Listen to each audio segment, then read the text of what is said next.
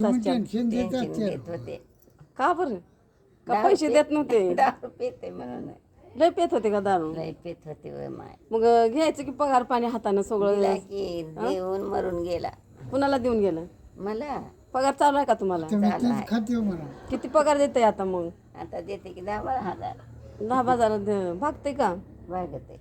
आजार पाणी कसं आहे मग आता आता ठीकठाक आहे. मग नवऱ्याची आठवणी येत असेल मग कसं करता काय करावं हा काय करावं. जीवनभर तिथं संघर्ष केलो नवऱ्यासोबत तिथं आता पुण्या मुंबई हिंडाला करमत आहे का आता करमत नाही. कोणत्या लेकी सांभाळतात का पोरग सांभाळते तुम्हाला समजे सांभाळते ते. सांभाळते ते का दवा पाण्याला नेते ते का शिव्या पिव्या देत नाही ती का नाही नाही काल पोरगी शिव्या द्यायला ते बॅना धरलाय देवपत्ती काय करावं आता म्हातार होय कहू. माणूस जीवन आहे नाही का माणूस जन्मात खटे असते ती खटे सोसावं लागलं. देव हुशारा मावशी तुम्ही काय करावं आता इलाज नसल्यावर काय करावं कसं तर जगावं लागत. जगावलं हम्म. मग अंडे बिंडे आणून खाताव का पगारीतून का खाताव मटण अंडे कच्च्या टोकाची भाजी भाकर हा.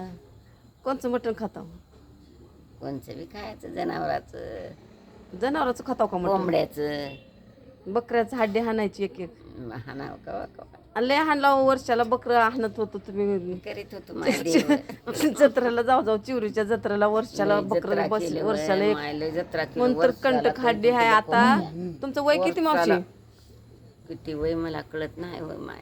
अंदाजानं सांगा अंदाजानं सांगा तुमचं वय किती आहे बरं आता दात तर खटाखट दिसला ते अजून एक दात बी पडला नाही हलके खातो का आपण हलकं खात लय दात छान दिसते ते हो तुमचे अजून एक दात पडला नाही नाही बघू पाडावं लागत. पानं का वाटतात काय तुम्हाला हम्म. आणून देते पानं बरं आहे तुम्हाला साडी घेते एक नवीन लय बुल वाटते हो तुमच्या संग मला त्यामध्ये बाबावानी बोलला नाही. हा होई मग ते गहू ते सकाळी लावली होती होय आपा. म्हातारीचं हा? ते म्हातारी मग आता इथं ऊन हा म्हणून बसला का सावलीला थंडी वाजलेली आहे म्हणला उन्हात जाऊन बसायचं तिकडं गेलते की हा? ते आले मग आता बरं सावलीत ऊन लागते यंदा. उन्हाला जाऊन बसायचं जरा तिथं बरं उद्या बसा. शेक करून घ्यायचा नाही तर हा? चला घरामध्ये आता बसा जाऊ घरामध्ये चला जेवण करू काय तर आणावं हड्डी बिड्डी फोडून खावा एखादी पाव खालो होतो वडापाव आणला होता पोरानं.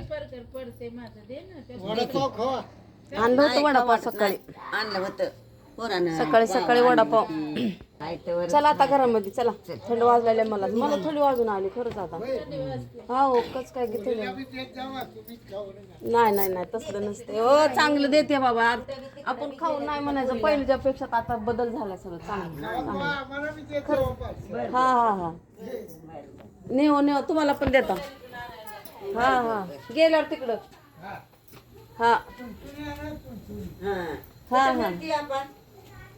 हा हुडकत गेलं कुठं भेटतंय हा तुझ्या आधीच मला थंडी वाजून आली बाई इथं मला शूटर घालून बस वाटाले काय माहिती लय थंडी वाजली मला दिवस खरं हा की तर लिहू बरं वाटतंय दोन माणसात बोलून चालून हसून फिरत जा उन्हात जाऊन बस ना शूटर घाल तुला गरम पाण्याचा शेक देते मी आता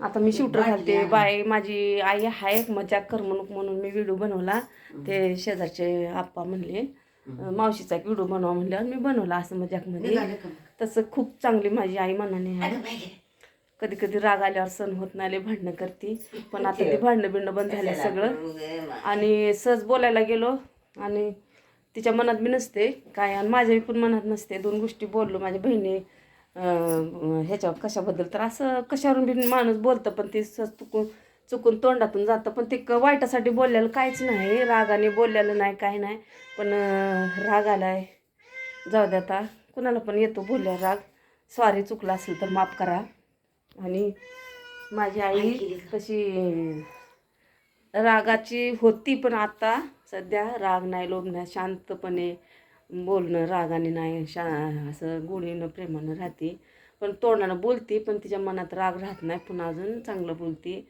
तर समजणाऱ्यानं समजून घ्यावा माझं एवढं म्हणणं आहे एवढंच बाय बाय काय बोलायचं का तुला?